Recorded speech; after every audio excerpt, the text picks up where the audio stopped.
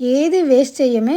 ఇంట్లో ఏదైనా ప్లాస్టిక్ డబ్బా ఉంటే పట్టుకొచ్చేసేయండి. ఒక మంచి క్రాఫ్ట్ చూపిస్తా. నా దగ్గర ఒక మిగిలిపోయిన బ్లౌజ్ పీస్ ఉంటే ఈ ప్లాస్టిక్ డబ్బా చుట్టూ ర్యాప్ చేసేస్తున్నాను. డబ్బా లేకపోతే కార్డ్‌బోర్డ్ బాక్స్ తీసుకోండి.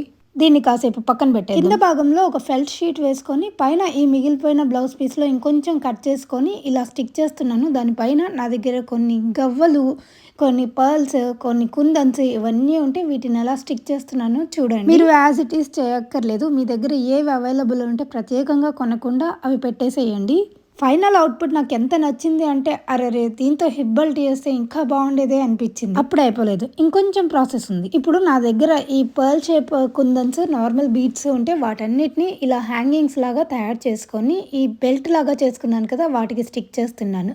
ఇది ఒక పింట్రెస్ట్ ఇన్స్పైర్డ్ క్రాఫ్ట్ అండి. ఇప్పుడు ఈ లేస్ని మొత్తం నేను ఈ డబ్బాకి స్టిక్ చేస్తున్నాను.